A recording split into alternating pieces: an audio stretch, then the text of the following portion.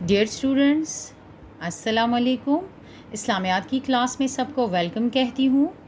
Students, سب سے پہلے آپ اپنا ہوم ورک نوٹ ڈاؤن کر لیں۔ سبق نمبر 7 یونس علیہ السلام، صفحہ نمبر 36+37 کی پڑھائی کریں۔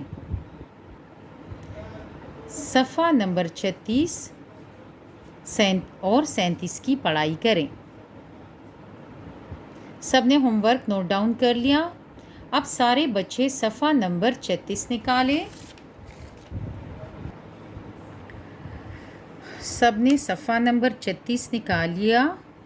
اچھا بچوں، پچھلے لیکچر میں ہم نے پڑھا تھا کہ حضرت یونس علیہ السلام اپنی قوم سے تنگ آ کر شہر چھوڑ کر چلے گئے، اور ادھر جب شہر کے لوگوں پر اللہ تعالیٰ کا عذاب، جب شہر کے لوگوں نے اللہ تعالیٰ کے عذاب کو دیکھا، ان کے آثار کو دیکھا، تو انہوں نے توبہ و استغفار شروع کر دی، ایک میدان کی طرف نکل آئے اور ایک میدان میں سب نے رو رو کر اللہ تعالیٰ سے توبہ و استغفار کی۔ لیکن ادھر دوسری طرف حضرت یونس علیہ السلام اپنے شہر کو چھوڑ کر چلے گئے تھے اور دریائے فرات کے کنارے پہنچ گئے تھے۔ ادھر انہوں نے دیکھا کہ ایک کشتی ہے اور کشتی میں لوگ سوار ہو رہے ہیں، اس لیے وہ اس کشتی میں بھی چڑھ گئے، لیکن کشتی جو ہے تو وہ دریا میں پھنس گئی۔ اور وہ کشتی اس طرح تھی کہ جب بھی کوئی شخص اپنے مالک سے فرار ہو کے آتا، اپنے مالک کی نافرمانی کرتا، تو وہ کشتی پھنس جاتی دریا میں۔ ٹھیک ہے، ابھی تک ہم نے اتنا ہی پڑھا تھا پچھلے لیکچر میں۔ آج ہم کچھ اور پڑھائی کریں گے۔ سب بک کی طرف دیکھیں۔ حضرت یونس علیہ السلام سمجھ گئے کہ وہ اللہ تعالیٰ کی اجازت کے بغیر شہر چھوڑ کر آئے تھے۔ یونس علیہ السلام کو اب یہاں پر سمجھ آ گئی کہ کیونکہ اللہ تعالیٰ کے حکم کے بغیر وہ شہر چھوڑ کر آئے تھے، اس لیے وہ کشتی دریا میں پھنس گئی، اس لیے آپ علیہ السلام دریا میں کود گئے۔ ٹھیک ہے، دریا میں کودنا۔ آپ علیہ السلام جیسے ہی دریا میں کودے تو آپ علیہ السلام کو ایک بڑی مچھلی نے زندہ نگل لیا، زندہ ہی وہ مچھلی کے پیٹ میں چلے گئے۔ اللہ تعالیٰ نے اس مچھلی کو حکم دیا کہ وہ حضرت یونس علیہ السلام کو اپنے پیٹ میں زندہ رکھے اور کھائے نہیں۔ آپ علیہ السلام مچھلی کے پیٹ میں رہے اور اللہ تعالیٰ سے رو رو کر معافی مانگی۔ بچوں، آپ کو پتہ ہے کہ حضرت یونس علیہ السلام کتنے دن مچھلی کے پیٹ میں تھے؟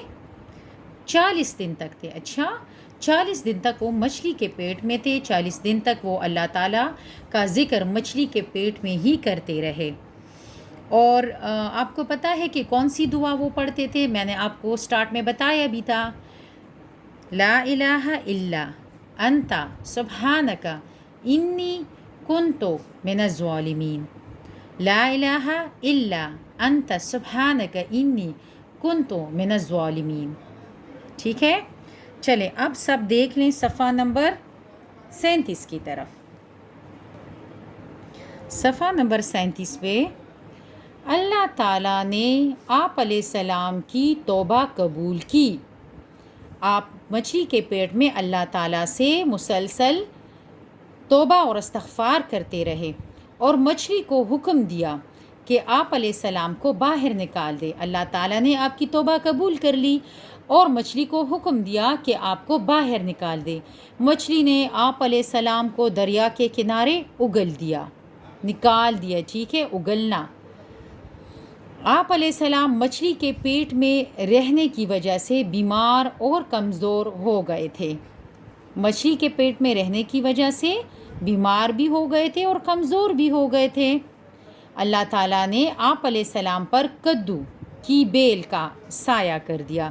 یہاں پر آپ دیکھ رہے ہیں، یہاں پر ایک بیل بنایا بھی ہے، یہ کدو کا ایک بیل ہے جس کا سایہ آپ پر کر دیا، کیونکہ وہاں پر کیا تھی؟ دھوپ تھی نا، بہت زیادہ دھوپ تھی، تو اس لیے سایہ کر دیا آپ پہ۔ آپ بیماری کی وجہ سے بالکل اٹھ نہیں سکتے تھے۔ اللہ تعالیٰ نے ایک ہرنی کو حکم دیا، یہاں پر آپ پکچر میں دیکھ رہے ہیں نا، ہرنی ہے نا، ہرنی کو حکم دیا کہ جو آپ علیہ السلام کے پاس آتی اور آپ علیہ السلام کو دودھ پلاتی۔ آپ علیہ السلام بہت جلد تندرست ہو گئے۔ دودھ میں کیا ہوتا ہے؟ کیلشیم ہوتا ہے، ہڈیوں کو مضبوط کرتا ہے، ٹھیک ہے نا؟ تو آپ علیہ السلام بہت جلد تندرست ہو گئے، یعنی صحت یاب ہو گئے، اور واپس اپنی بستی کی طرف روانہ ہوئے۔ اور دوبارہ کہاں چلے گئے؟ بستی کی طرف۔ بستی پہنچنے پر سب لوگ آپ علیہ السلام کو دیکھ کر بہت خوش ہوئے اور اللہ تعالیٰ کا شکر ادا کیا، ٹھیک ہے؟ تو اسٹوڈنٹس، آپ نے اپنا ہوم ورک مسٹ کرنا ہے۔ السلام علیکم۔